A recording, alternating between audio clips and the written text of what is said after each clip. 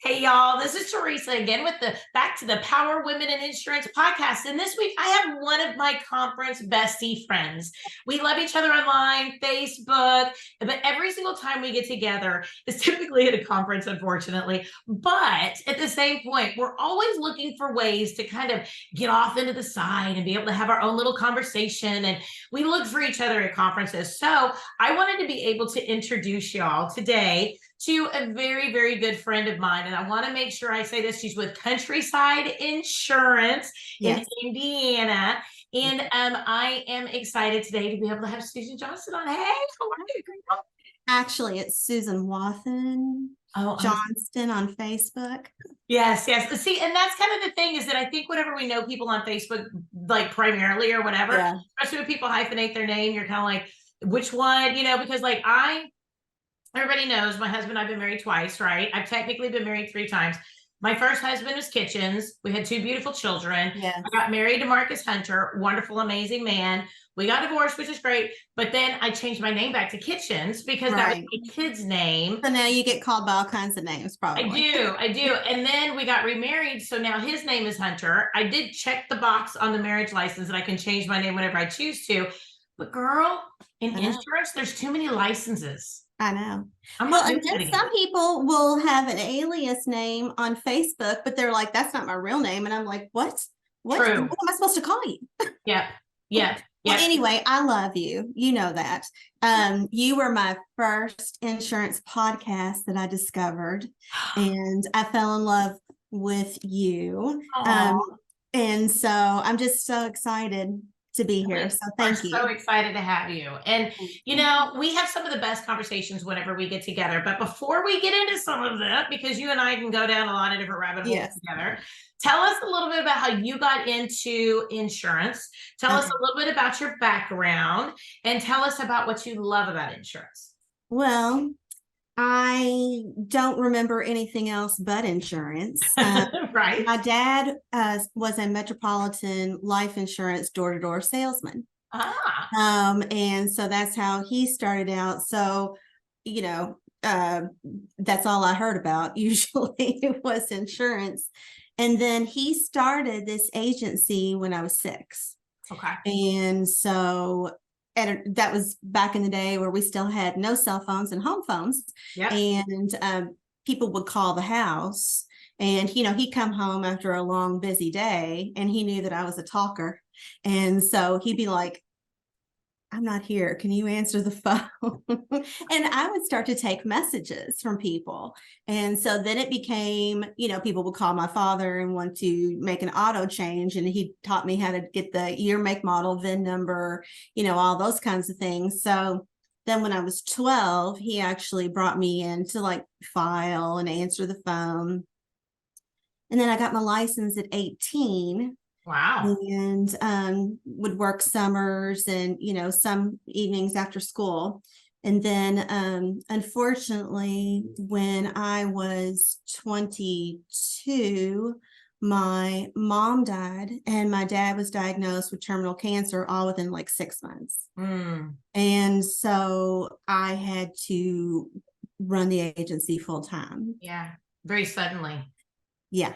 And I mean, because he was sick. Yeah. And so I had never been taught how to run an agency. I had just been taught how to do insurance. And so it was kind of, trial by fire. And then I actually had to purchase the agency from his widow, who was not my mother. And there were some lean times. Yeah. Many years of struggle, but now I'm 53 and I'm still here, and I love it. Been a wild ride. Well, girl, then we do have a lot more in common than I originally thought, because my mom was diagnosed with cancer when I was 22, and when I was 21, she passed away when I was 22. So I mean, it's awful. That's not a fun thing to have to share. It's not, and I think it's something that makes you and to me, in my experience, I'm not speaking for anybody else and anybody else's experience.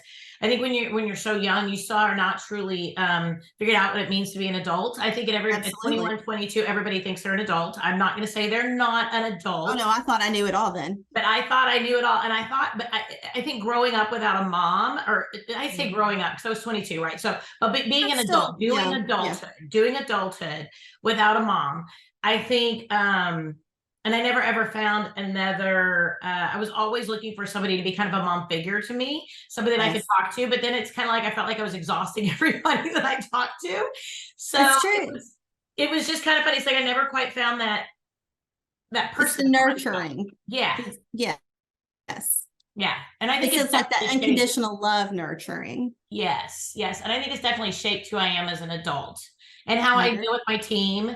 I think it also has shaped me just as an adult, as a wife, and as a human being with everything, because I don't want other people to feel that lost and that alone. And I think it really shapes how I am as a leader.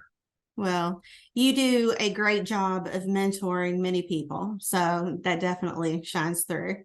Wow, thank you. I do want to make sure anybody out there who has gone through those challenges or similar challenges early on just knows that it is a struggle. It's not, you know, and if there are young people out there that are listening, you know, in the industry, it is a struggle, and you're okay. You're going to be fine. Well, it's like pushing a boulder up a hill, and unfortunately, but at the same point, there's so many things in life that are that way that it almost like prepares you a little bit for being able to kind of be a little bit more authentic, but strong at the same time.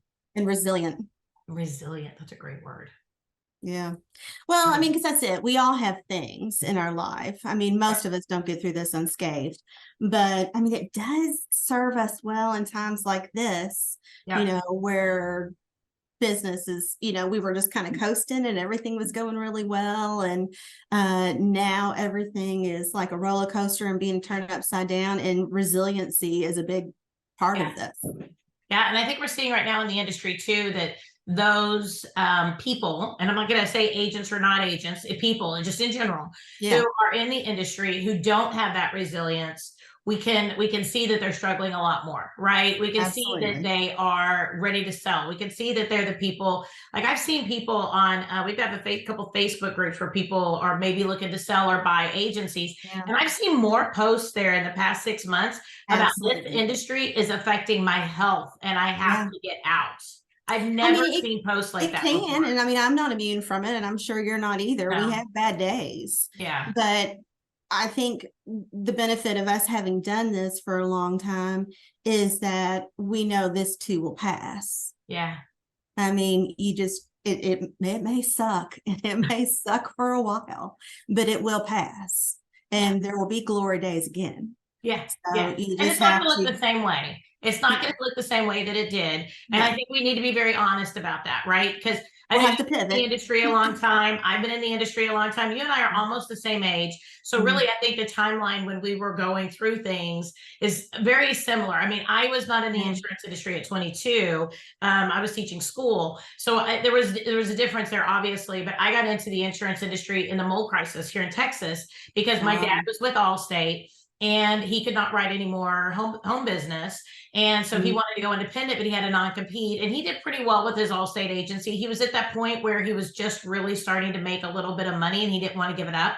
So I went independent. So he referred a lot of business over. And then eventually when everything got going really well with the agency, he shut down his Allstate agency. So you know, so we worked in tandem. I wouldn't really say we worked together, but we worked in tandem in a lot of ways.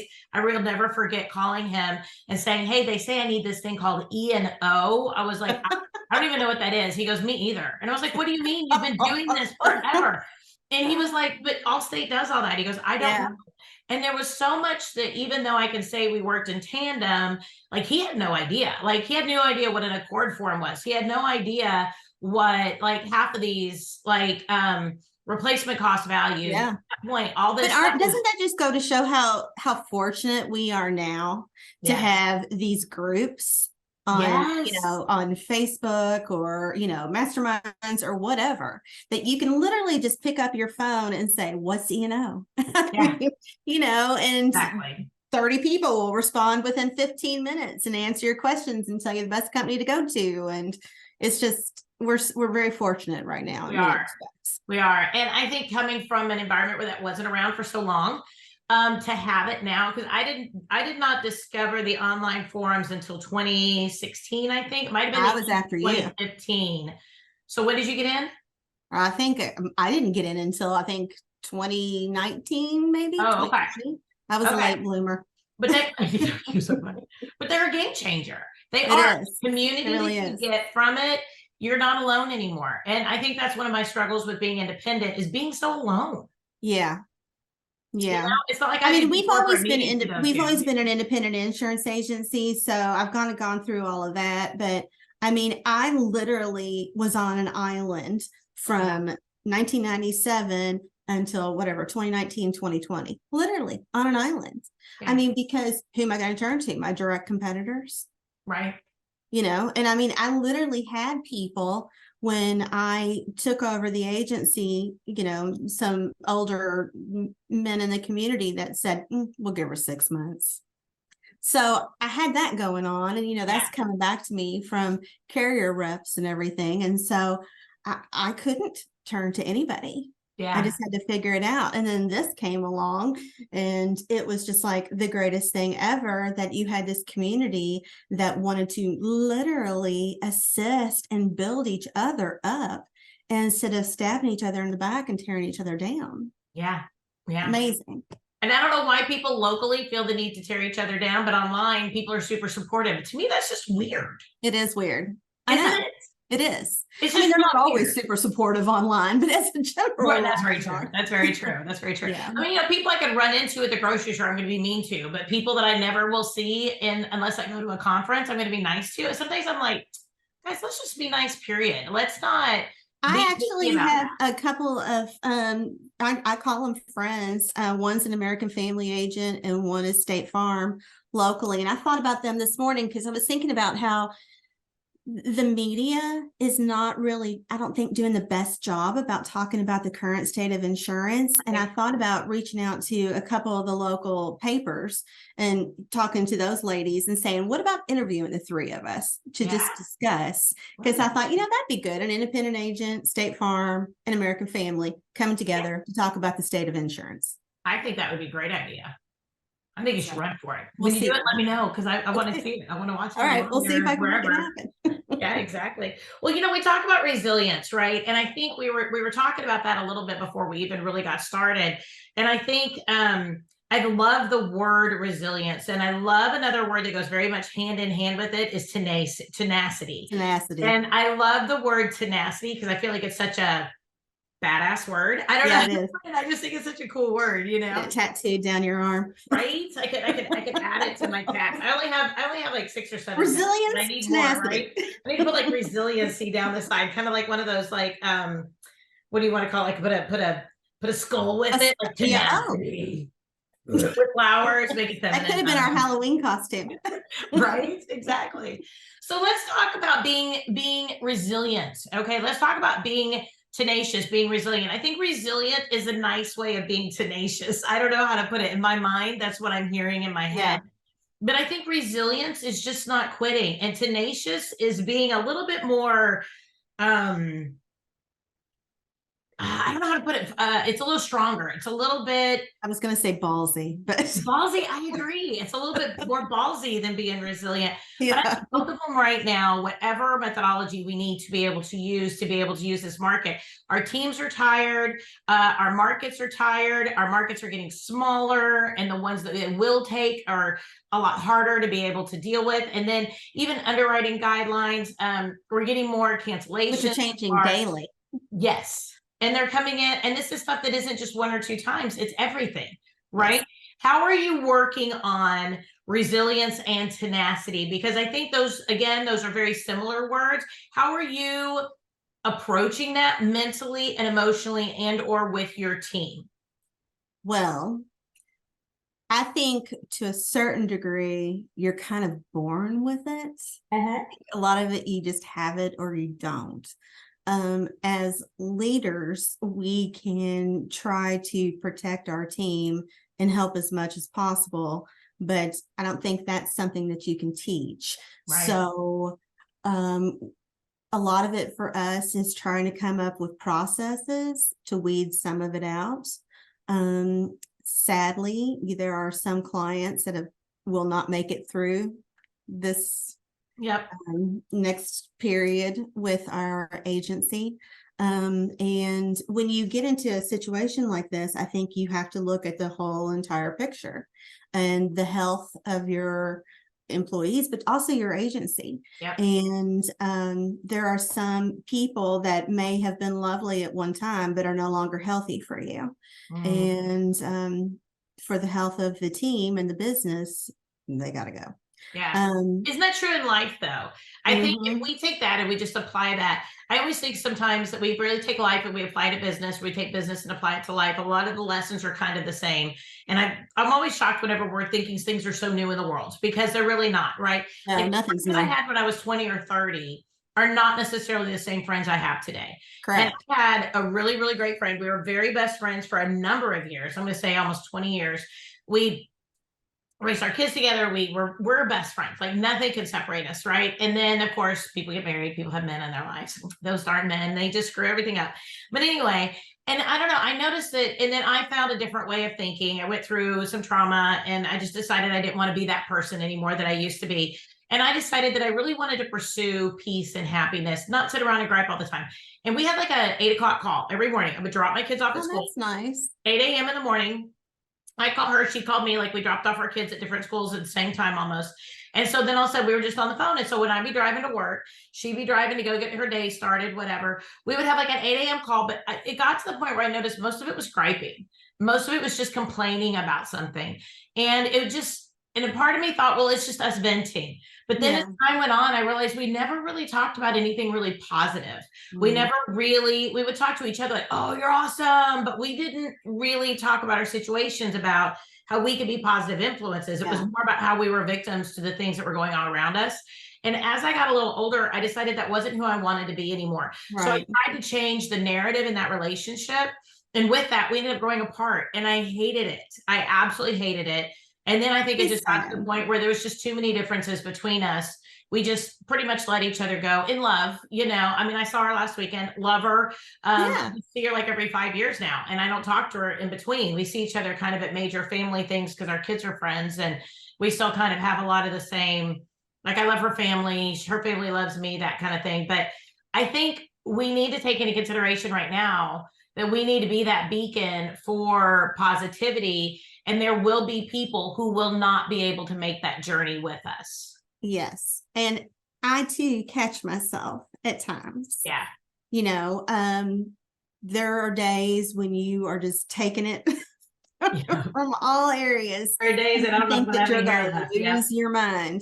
And Uh-huh. sometimes I have to step outside. I just need to take a break or whatever, because my mood is going to affect everybody else's mood. Yeah. And if I'm down, it's going to bring everybody else down. Yeah. And I mean, it's, you know, it's a daily struggle. I have to check in with myself sometimes. But again, we just need to try to remain as positive as we can. I mean, not fake positivity, but positive. I mean, again, like with the whole, this thing shall pass at some point. And, you know, you and I had talked earlier about pivoting. Maybe we don't concentrate as much on, you know, personal lines, which dealing with people on a daily basis can bring you down. So maybe we concentrate on life insurance, or maybe we concentrate on commercial, or, you know, different things. Our processes, cleaning up our processes. You know, we've started limiting what we will write and putting our own in-house underwriting guidelines that weed out a lot of the people that are calling in and looking for insurance. Just different ways to try to make things better. It's a daily struggle trying to figure it out.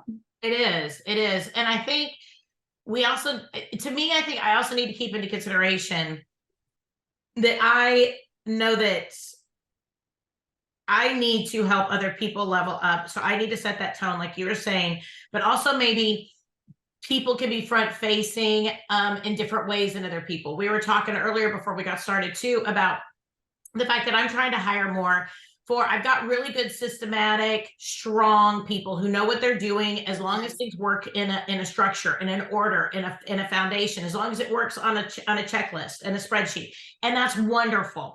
But I also need some people who can pivot, some people who can talk about 3 different products at once, somebody who can mentally answer the phone, take care of this, and then mentally go do that, and then take care of that, and then come back to this. And everything doesn't have to be, oh, I hung up the phone, now I have to go do this, and I can't answer the phone until, we need people that can pivot, right? That's a great word for it. I mean, my husband and I have had that conversation because I'm a master at that. Yeah. I can have like 20 things going on at once. I'll remember to go back to it, and constantly shuffling. And, but not everybody can do that for sure. But that is a huge asset for your team that you need. And I may not be here forever, and occasionally I may want a day off. So there needs to be some, no, it's like unheard of, but day off sometimes. But you need that in your team too. You need the stable, run the course, and you need the pivoter. Yeah, absolutely. And I think it's important for people to know that they do need both. I think we always think of strong, steady, or we think, and I think it's a lot of what our personality is too. Like, I'm a pivoter, right? So I like strong, steady because I feel like they keep me in line. Yes. Does that make sense? So to be a pivoter needs to pivot with me, not against me, right? So I need somebody that we move in motion together, not somebody that we're constantly running into each other.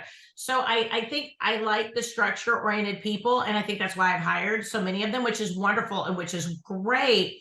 But I also need people who can be that first responder pivot, that immediate. So we're actually hiring for those differently. So this industry and this where we are right now in this industry is changing how I hire. Yeah. It's changing how I coach my team, because we may say things like we're talking more about time blocking. So we started to be able to give. We've even tried the concept where everybody gets 2 hours a day where they do the pivot thing. So for 2 hours, you are responding, you're getting things done. And then the other 4 hours out of the day, whatever it is you're doing, then you get to do things systematically, right? But during these 2 hours, you're working the phones, you're doing this, you're doing this. During this 2 hours, you're number 3 on the phones, right? You're not number 1 on it. So we're trying different things. Yeah, we're doing that too. And it does help a lot. Yeah. It's hard. I mean, when you're knee deep in the middle of, say, filling out a commercial accord application, which is no fun at all in anyone's world. And then, you're getting somebody that's calling in about their payments, and then somebody else is wanting to change the beneficiary on their life insurance policy, and the doorbell's ringing, or, whatever. And you're just like, ah. So it is nice to have that time blocking. It is. And I think that by listening to what it is that our team is struggling with, and by having a good relationship with them, hopefully by listening, they feel heard, and they know that in this industry, we're doing our very best. I think that transparency of being able to say, okay, what are we struggling with? Here's what I feel like we're struggling with. What are you struggling with? And then they can kind of bring that to the table, and then we can make a little list, so we can say, okay, how can we all work to get what we want? So in this moment, you might be doing exactly what you hate, but maybe you only do it for 2 hours a day, right? You hate the pivot, you hate the first responder, but it's only 2 hours a day, or it's only Tuesday, Thursday or something, right? And, would you rather do it for a whole day, or is that exhausting? Would you rather do it 2 hours a day? By us creating a plan together as a team, I think it helps us to maybe enforce it as a team, and then to say, okay, this doesn't work for me. The challenge I'm having on the other side of that is sometimes people have a little bit too much of an opinion, and then they're like, oh, I'm going to go change it because I can do what I want to do. No, we still work as a team, right? I mean, and that's the struggle I think that we see on our Facebook groups and everything, is trying to get the right butts in the seat and trying to move these chess pieces around to make everything work. I I mean, because there's, we've gone through times where it's hard to find anybody that wants to apply for the job at all. Yeah. Now we're starting to get people who want to apply, but are they the right fit? And sometimes you don't know until they seem great on paper. You talk to them and they seem great, but the whole team's not interviewing. I'm interviewing. And then when you put them in that seat, maybe that flow doesn't work. So it's really interesting trying to figure everything out. Yeah. Yeah. And I think being able to connect, gifts, give people time off, think through what it is that they want to do.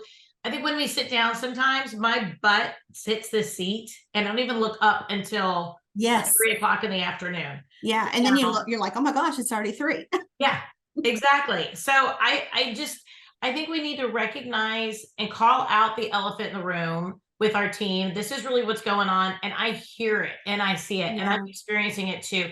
I think it's those disconnected leaders that people feel like they're just working for nothing, not necessarily the money. They feel like they're just working for a paycheck. And I think that's when people feel like they get lost in this industry, is when they feel like they're working for the clients, when they're working for the team, when they're working for the group, for the agency as a whole, and that they're valued and they're listened to. Then I think they're willing to make some of those changes and pivot easier. And they're willing to do things because they know that they have to work as a team, that everybody's not the same way as they are. Yes.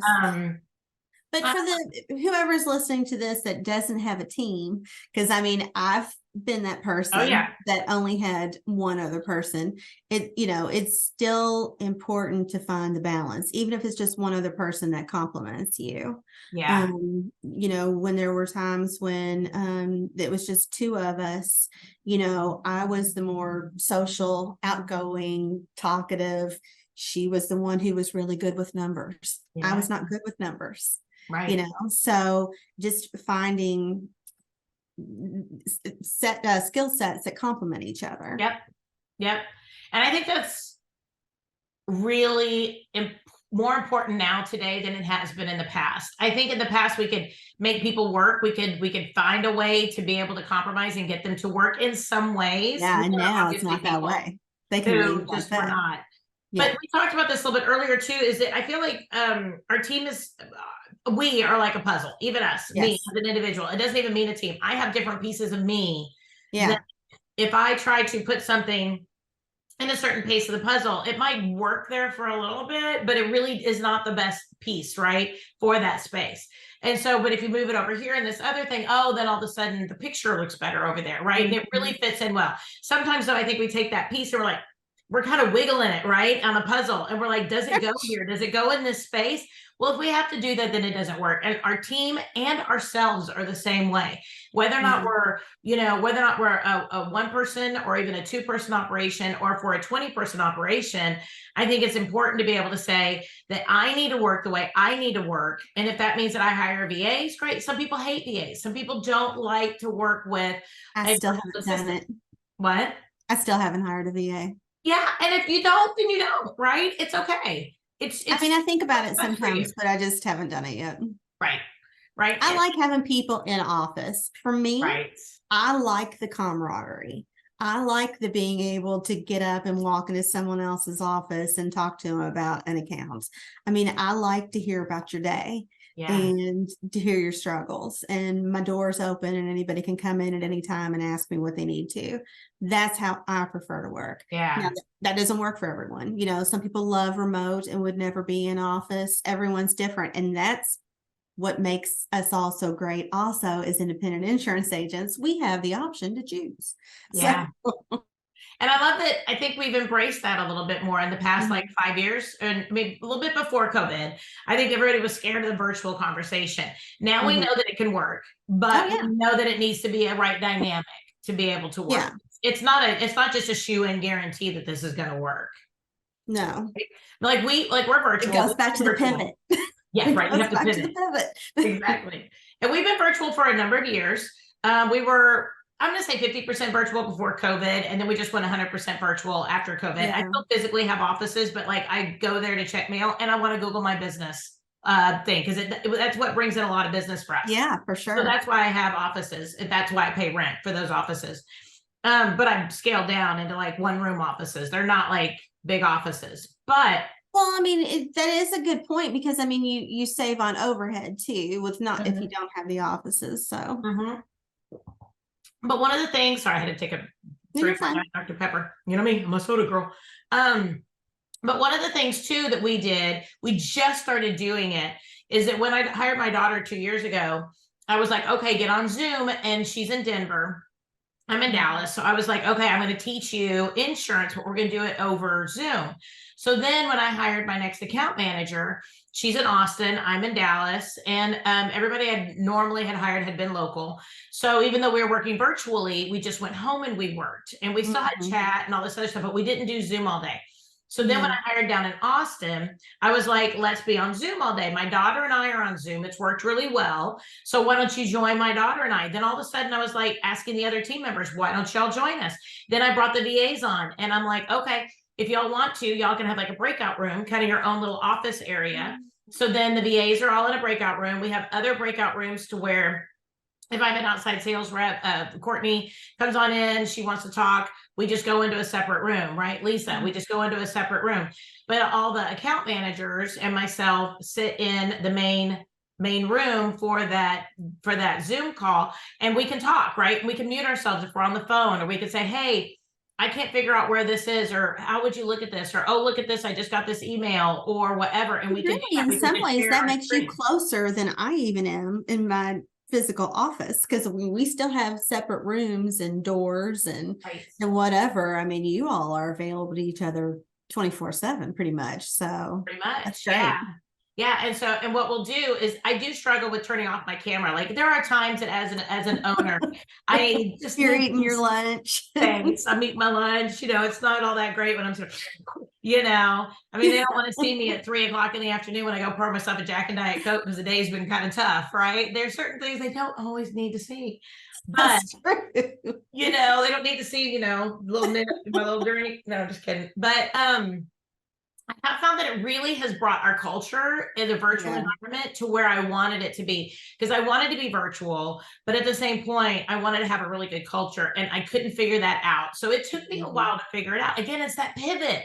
It's what we want and how can we get it? And let's not stick with the conventional manners. Let's do what's best for us. And I think that has changed everything for us. Yeah. And that's what I like too about going to the conferences, meeting new people, getting on the Facebook groups, is getting other ideas and hearing what works for other people and trying something that you may not have ever even thought of. Because that is, we only know what we know. Right. And like you were saying that you were hiring someone to help you with hiring, and I'm talking to someone to help me with, coaching our team. And it's like, we only know what we know. And when we get these new ideas, not being afraid to pivot and try some of those ideas to see if it possibly works. I never would have thought that I would have done unlimited time off. And I do it now, and it works great. And I mean, the Susan of 20 years ago, who was keeping tabs on everything and, your time off and all that, would have imagined that I would do that. No, but you know what? It's liberating. Yeah, it is. It's liberating for me too. Yeah. Because I don't have to keep track of all that. Exactly. But it makes people happier. It does. And I think I get more work out of them. Yeah. I mean, and like I said, we're virtual. So like if somebody needs to go to the doctor, they go, they come back. It's not a big deal. But then I also see, because I've got people working on different time zones. Oh, yeah. Sometimes somebody will pop in and pick up an extra 2 hours or whatever, like from 4:00 to 6:00 or something, right? When somebody else is still on the Zoom, and I keep the Zoom going. Maybe I turn off my camera or whatever, but my daughter's usually on anyway. So it's kind of funny because after everybody else leaves, like at 6:00, because different time zones, whatever, she's in Denver. So she's an hour later than me. So she'll be still working a little bit. And she's so funny because then all of a sudden I'm like, hey, everybody's gone, and I'm like, so what'd you do this weekend? And I love it. And it's really funny because Danielle, who's my personalized account manager, she's one of the first people that comes in the morning. She likes starting early. So sometimes in the morning I'm like, hey, what are you doing today? And it's kind of like that coffee talk, yeah, right? Or the water cooler talk, right? Yeah. And I love it. I have a great VA too. She comes in on Fridays and she has a game for everybody to play at noon on Fridays. Every single Friday, she plays a game. So sometimes Good it's like, idea. guess this song, and it's like she plays a snippet of a song, and we have to guess who the artist is and what the name of the song is. Sometimes That's she's done fun. like movie clips. She's done like, what's this picture? She's done all sorts of like little games. We've only been doing it like 2-3 months, but she's Fun kind of though. in charge of that, and she does a great job with all that. Like, And that's she her probably passion. enjoys it too. She does. Yeah. I think that's great. I mean, just any little things like, we do the lunches together once a week. And, in the past, we've done massages, we've done car detailing, we've tried, lots of different things. Lunches have stuck. Right. Everybody loves Um, food. yeah, everybody loves food and it gives you a time to talk. Yeah. So whatever works for you, but you just got to find it. You just got to sample some different things to find what you like. I like that. Sample some different things and figure out what you like. I like that. Yeah.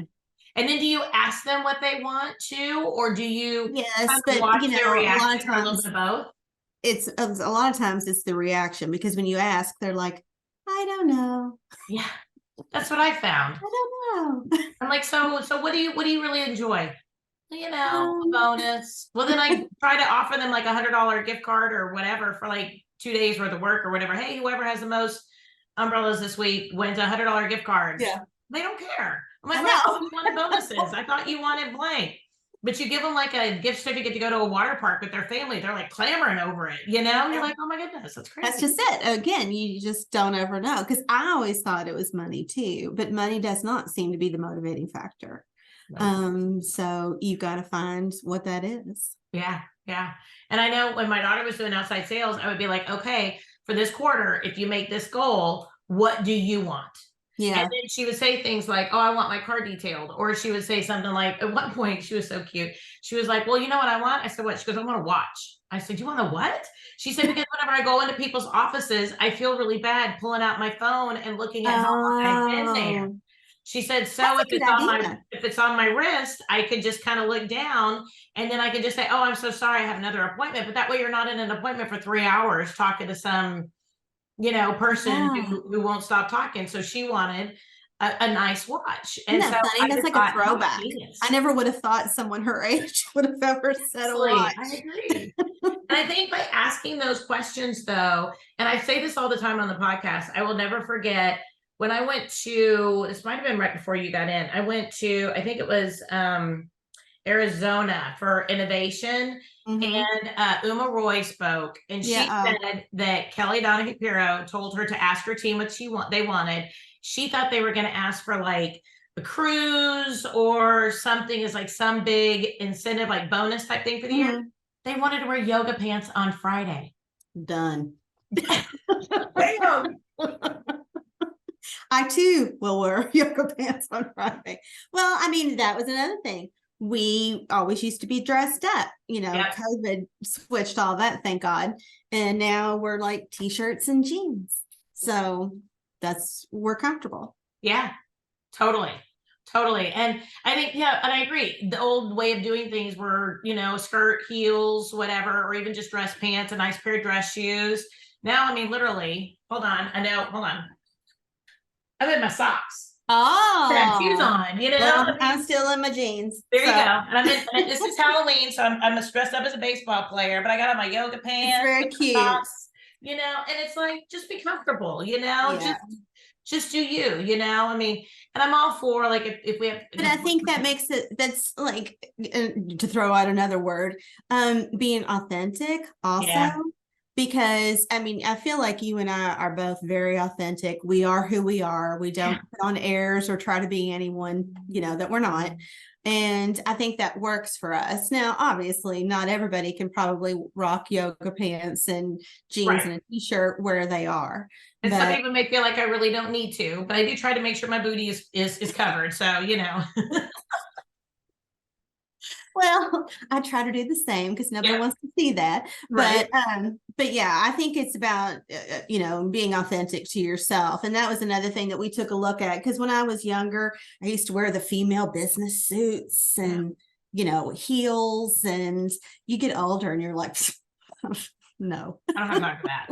I still admire people that do it, but I just don't. Well, I would see when they look fantastic. I just don't want to. Yeah, exactly. It's just not who I am, not what I'm doing.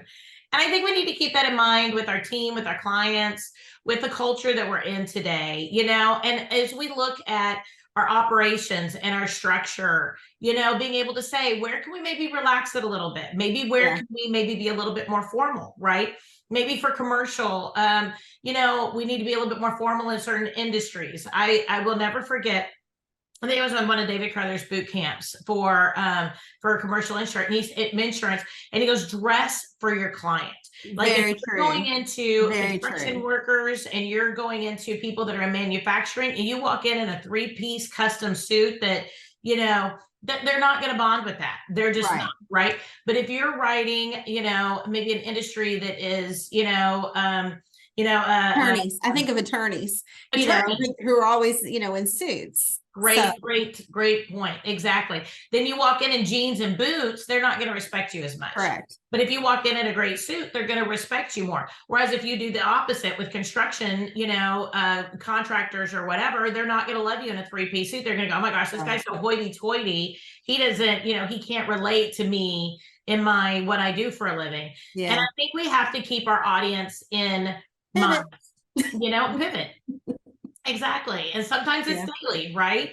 So if we're doing something for our team, ask them what they want. If we're doing something for our clients, ask them what they want. In a lot of ways, surveys are great to be able to say, hey, how are y'all doing? Our clients are struggling just as much as our team is. They are. And I think just as much as we need to spend a little extra love on our team, we need to spend a little extra love on our clients. Maybe send them, I hate to say it this way, send them an extra little gift of something, send them just a thank you note. I think sometimes it's just as simple as taking a little time to hear them. Yeah. Just to hear them. Don't talk, just listen, let them go. Yeah. And I think a lot of people need that and appreciate that post-COVID. Yeah. I don't know if we are post-COVID, but you know what I mean. I think that there's a lot of people who are struggling and they just want to be heard. I think a lot of people, like you said, they're struggling post-COVID. I think people are still a little leery about getting out and being around people. Certain people are, but then also with the tightening of our economy and then the wars that are going on around the world right now, and with our economy being the way it is, and then of course we're coming up to an election, so everybody prepare yourself. Opinions are going to be rampant everywhere you go. Oh, gosh. Right? Nobody wants that. But at the same point, letting people be heard is the number one point of satisfaction. I don't care who you are or what age you are. Yeah. Everybody needs to be heard. Yeah.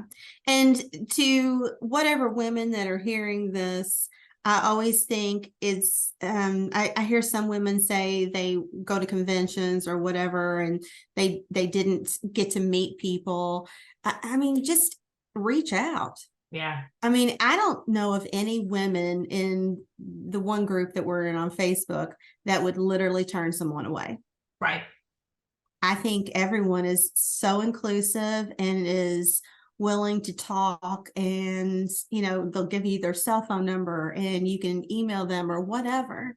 So I think if anyone's struggling in our industry through this time, they need to just reach out. Yeah. And I think we need to understand too, we're only human beings. We can only put so much focus and attention in so much space. So if we see that somebody is like at a conference, right? Or even online, right? Maybe they're talking to certain people. It doesn't mean they don't welcome other people to join the conversation. I think sometimes we sit in a little corner. We want to be invited into a conversation. And sometimes we just need to walk up and go, hey, ladies, how are you? And then all of a sudden it's like, great, sit down. Join us. We're talking about this. Let's do it. And also, I've been rebuffed in the past, when I go up to a group, sometimes they're not receptive to me. And because I am who I am, I think they're lost. Right? I'm fun. But then the table next to you would love to have people join you. Exactly. Right? And so you pivot and turn to the other table. Right. And and then you make, lifelong friends. Absolutely. Absolutely. So I think the key here that we're saying is whether or not you're out there meeting other people in the industry, whether or not you're networking, whether or not you're in sales, if you're in service, take a little bit of extra time to be able to listen, talk to your clients, pivot with them on what they need, what they're looking for.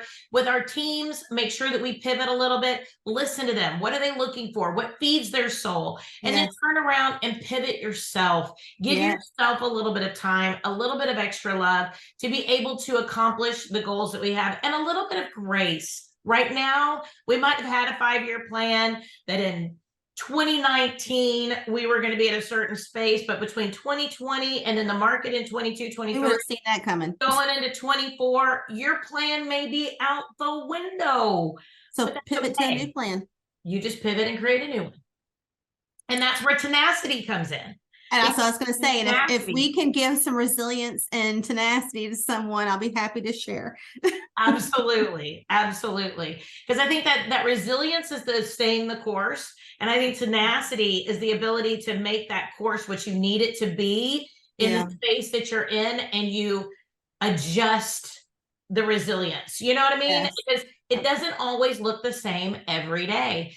And it's never going to. I mean, I think before we, and I keep on saying this before we got started, because we did talk before we got started, but we're not brain surgeons. We don't cure childhood cancer. We're not, keeping people off death row. We're not defense attorneys. We're not, we didn't choose to be in a super stressful environment. I get that. A lot of those industries, people went into those knowing that those were very stressful environments.